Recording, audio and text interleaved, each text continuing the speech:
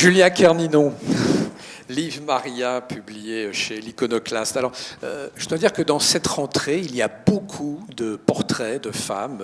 Les femmes sont extrêmement présentes dans cette rentrée, ce n'est pas Mohamed qui me démentira.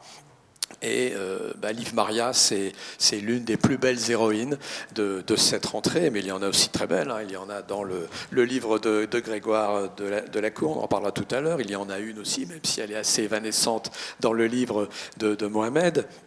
En deux mots, vous allez nous en parler bien mieux que moi, mais Livre Maria, ce qui la caractérise, c'est une femme d'une liberté farouche.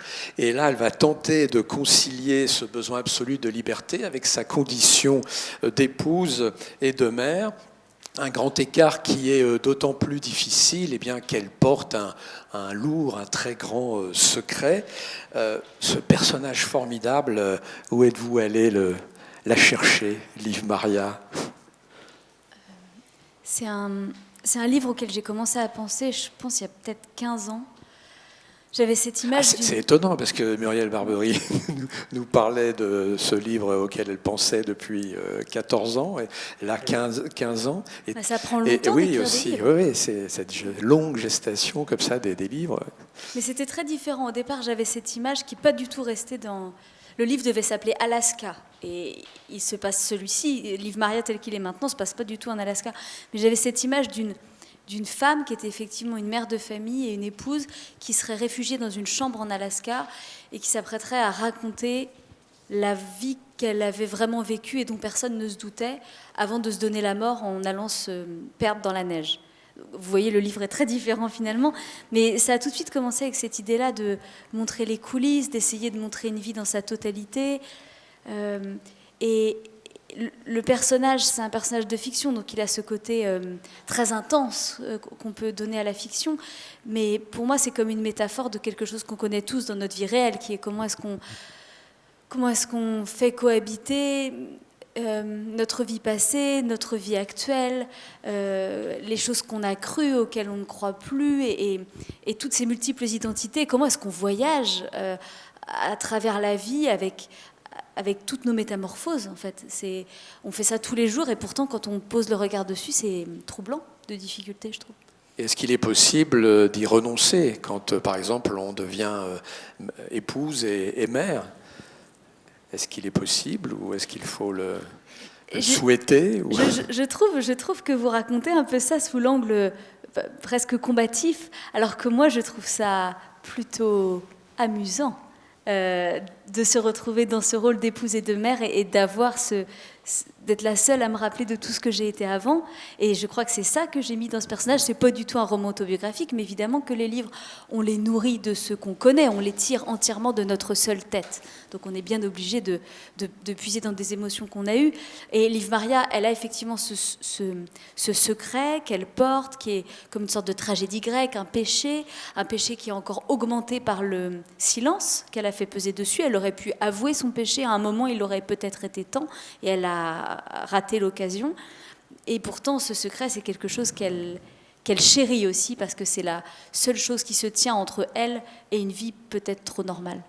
Et alors, pour comprendre d'où vient ce caractère bien trempé, voilà, ce côté comme ça farouche chez elle, ce grand besoin de liberté, il faut peut-être parler des origines. Elle naît sur une petite île bretonne, et parlez-nous de ses parents. Mado, et comment on prononce là le prénom Tur, norvégien? Tur, puisque le père est norvégien. Ouais. Je pense que c'est une version de Thor, comme le dieu Thor. Ouais. Livre Maria est grandi donc sur une petite île au large de la Bretagne, et donc sa mère est une insulaire.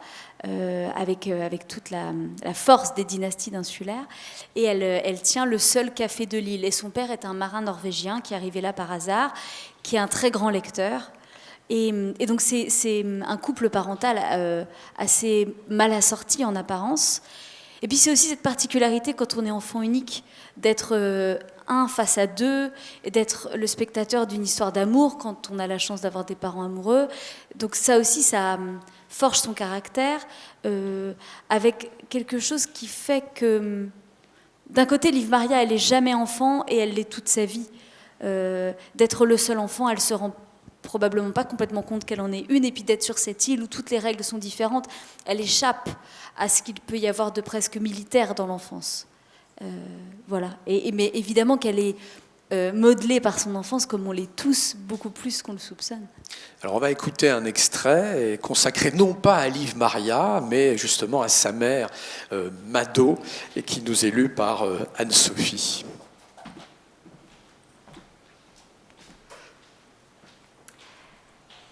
Mado était l'aînée et l'unique fille d'une fratrie. De ses 4 frères, Olwen le patron pêcheur, Oel et Arn ses associés, Manek le policier, aucun n'était marié. Ils vivaient dans une ferme appartenant à la famille qu'ils avaient remise en état avant la naissance de Liv Maria, pour que Mado et Tur puissent s'installer dans l'ancienne maison avec leur bébé. Le matin, tous se retrouvaient pour le petit déjeuner dans la cuisine du café, qui était le cœur battant du clan Tonnerre, une institution transmise sur des générations et dont la propre mère de Liv Maria avait repris les rênes dès l'année de ses 15 ans. Chaque jour, elle se tenait là, gardant le café au chaud et l'eau bouillante pour le thé, les bras poisseux de sucre, préparant ses confitures et ses conserves, ses prunes à l'eau-de-vie qu'elle partait en bateau acheter au litre à un fermier de la côte 2 fois par an.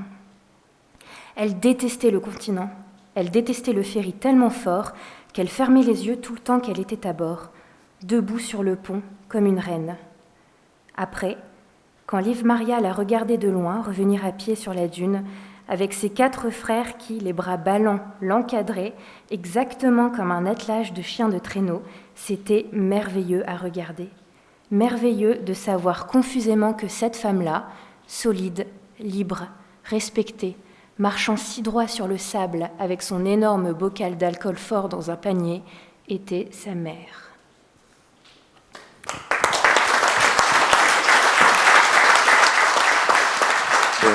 Donc Liv Maria avait de qui tenir. Il y a quelque chose qui me frappe, et là on l'entendait bien dans cet extrait, c'est que dans votre écriture, elle est souvent très visuelle, avec des images, des scènes comme ça très, très présentes. Est-ce que vous-même vous avez une explication sur cette façon d'écrire ? Non, c'est plutôt mystérieux parce que parfois on fait le parallèle avec le cinéma, mais je suis quelqu'un qui voit particulièrement peu de films. Mais peut-être que du coup, quand j'en vois, ça me fait un effet très puissant. Peut-être c'est ça l'explication. Non, je pense que j'ai des images au départ quand j'écris. Et cette image-là, précisément, de regarder sa propre mère comme on regarde parfois nos mères en oubliant qu'elles le sont.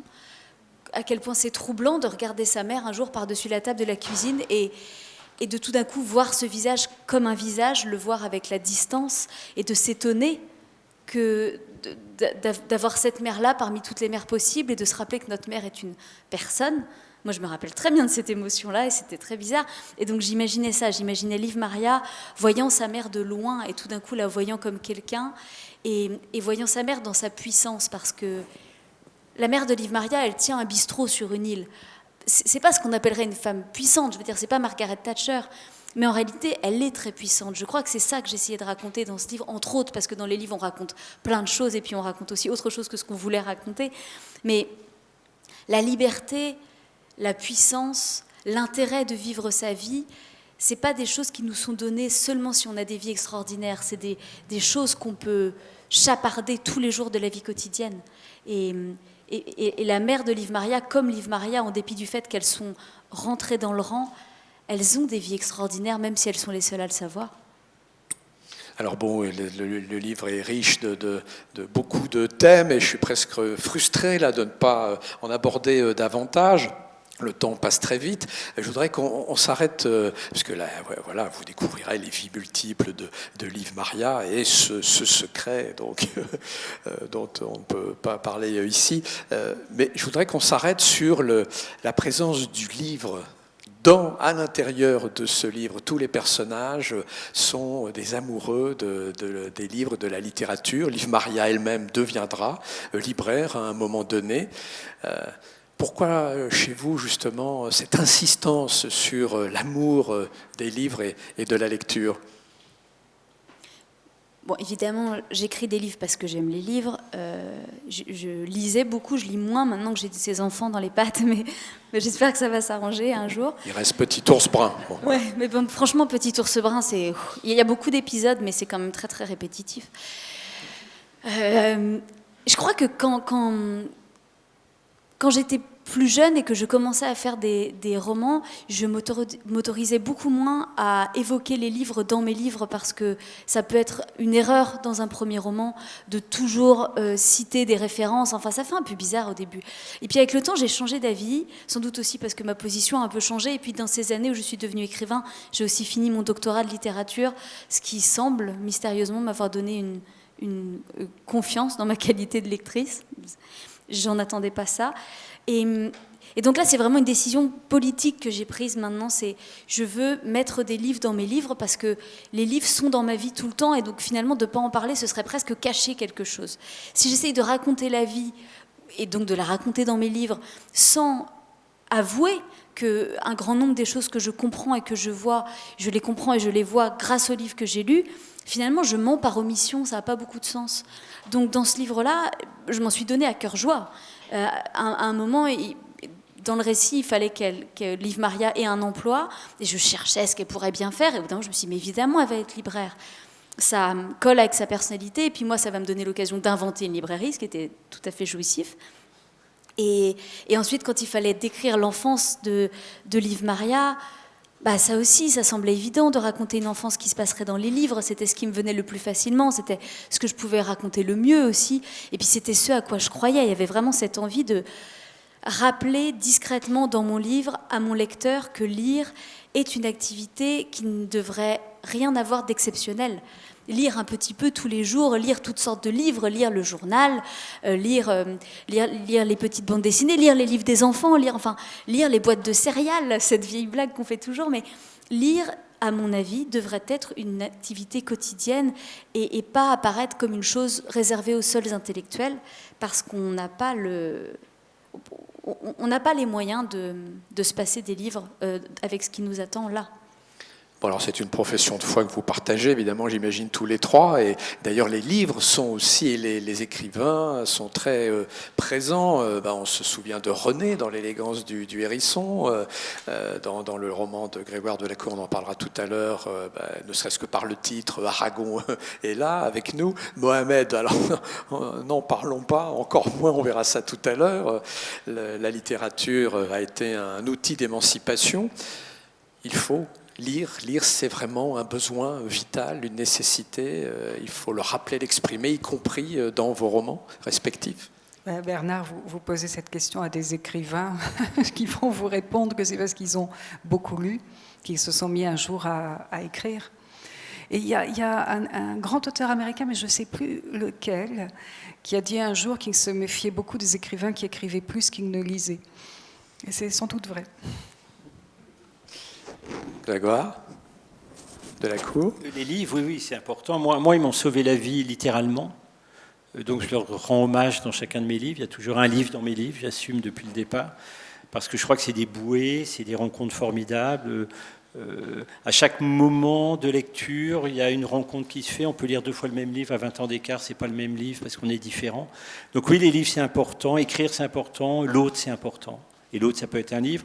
Et lire, c'est une belle chose parce qu'on est assez seul. Je veux dire, le temps d'un livre, c'est un temps qu'on se donne pour le livre. On ne peut pas regarder la télé en faisant contrairement à un film et faire un enfant sur le canapé ou manger, regarder la télé, écouter de la musique. Un livre, ça n'est que le temps du livre. Et c'est un temps beau, rare et précieux. Et donc oui, il faut en profiter.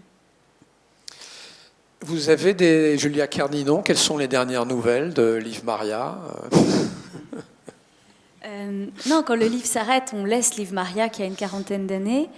Et peut-être on pourrait trouver que c'est un peu abrupt, mais moi, en tant qu'écrivain, je trouve ça essentiel de laisser de la place au lecteur dans mon livre, que dans tous mes livres, il puisse se trouver un petit banc caché derrière un bosquet où il peut se raconter l'histoire à sa façon, s'en emparer. Je veux dire, on sait bien que les livres appartiennent au lecteur et que c'est seulement à partir du moment où un livre est lu qu'il devient vraiment un livre.